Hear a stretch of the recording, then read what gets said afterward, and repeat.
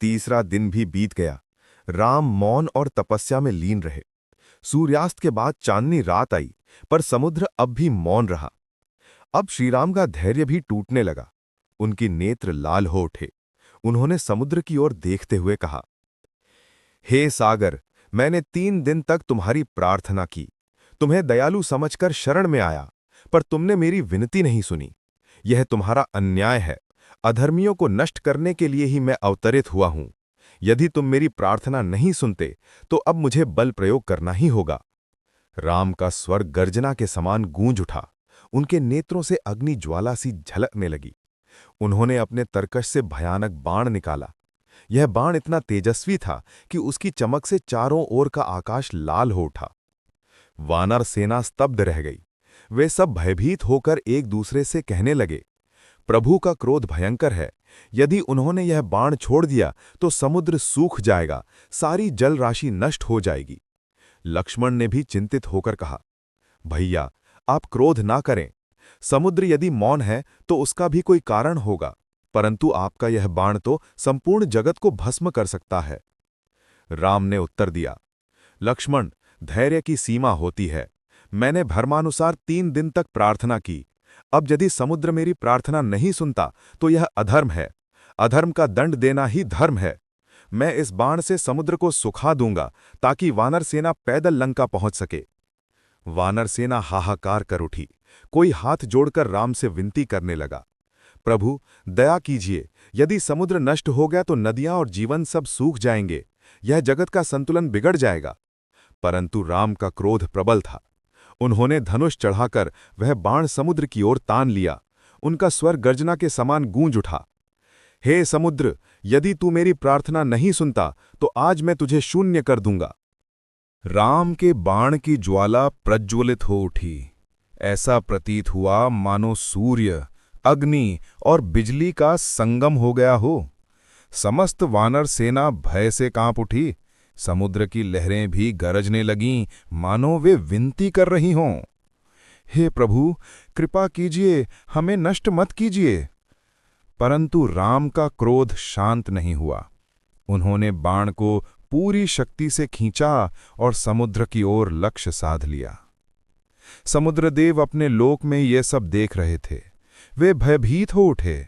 उन्होंने सोचा, राम सामान्य पुरुष नहीं है, ये तो स्वयं विष्णु के अवतार हैं। इनका बाण यदि मुझे भेद देगा तो संपूर्ण सृष्टि का संतुलन बिगड़ जाएगा। मेरे भीतर का जल सूख जाएगा, असंख्य जीव नष्ट हो जाएंगे। मुझे शीघ्र ही इनके सामने प्रकट होना चाहिए। श्री राम का बाण जैसे ही समुद्र को भेदने को उद्यत हुआ, संपूर्ण सृष्टि में कंपन होने लगा। आकाश में बादल गरज उठे, दिशाएं लाल हो गईं और समुद्र की लहरें विक्षुब्ध होकर आकाश को छूने लगीं। समुद्रदेव समझ गए कि यदि अब वे मौन रहे तो उनका अस्तित्व ही मिट जाएगा। वे अपने दिव्य रूप में प्रकट हुए। उनके नेत्रों में भय और श्रद्धा दोनों झलक रहे थे। उनके हाथ में शंख और कमल थे और उनके मुकुट से नील आभा प्रस्फुटित हो रही थी। समुद्रदेव हाथ जोड़कर श्री राम के सम्मुख खड़े हो गए। प्रभु, आप नारायण स्वरूप हैं, आप जगत के रक्षक हैं। मेरे मौन रहने का कारण अवमानना नहीं था, अपितु मेरी प्रकृति ही ऐसी है कि मैं अपनी मर्यादा नहीं तोड़ सकता। मैं जलराशि हूँ, बिना पुल के सेना को पार नहीं करा सकता। परंतु मैं आपके शरणागत हूँ, कृपा करके अपना बाण मुझ पर ना छोड़ें।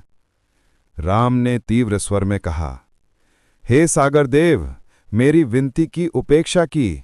आप मुझे कोई उपाय बताओ जिससे मेरी सेना पार हो सके।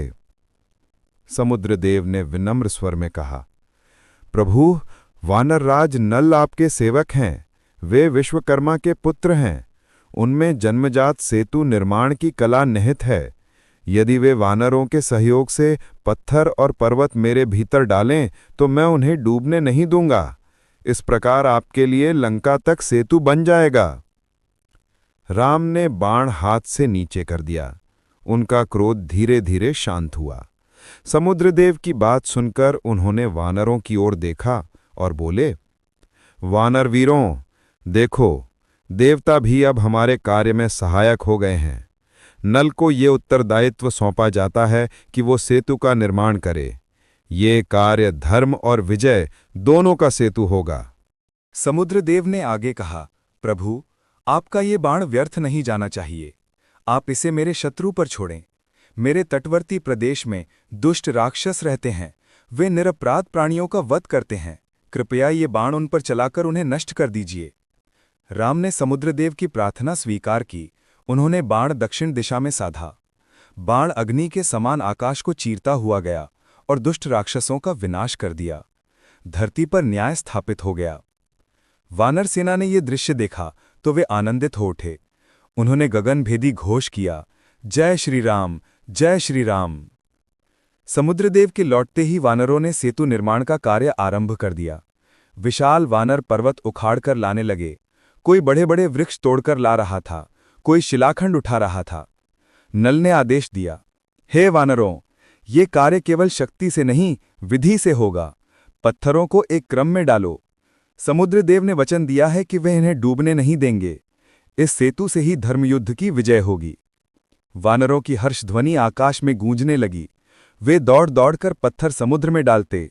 अद्भुत ये था कि वे पत्थर डूबते नहीं, बल्कि तैरते और क्रम से एक दूसरे से जुड़ते जाते। पहले दिन ही कई योजन लंबा सेतु बन गया। राम और लक्ष्मण ने प्रसन्न होकर वानरों को आशीर्वाद दिया। हनुमान ने हर्ष से कहा, प्रभु, ये तो चमत्कार है। पत्थर भी आपके नाम से तैर रहे हैं। कोई शक्ति अब हमें रोक नहीं सकती।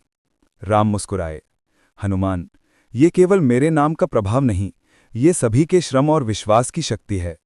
धर्म के लिए जब सब मिलकर कार्य करते हैं तो असंभव भी संभव हो जाता है। वानरों में अद्भुत उत्साह भर गया। कोई पर्वत से पत्थर उखाड़ लाता तो कोई उसे समुद्र में फेंकता। अंगद, जामवान, नल, नील, हनुमान सबके नेतृत्व में सेना निरंतर काम करती रही। वानरों के गीत गूंजते, जय श्री राम, धर्म की जय हो, अधर्म का नाश हो। समुद्र की लहरें भी मानो इस कार्य में सहभागी हो गई थीं। वे पत्थरों को धीरे धीरे स्थिर कर देतीं।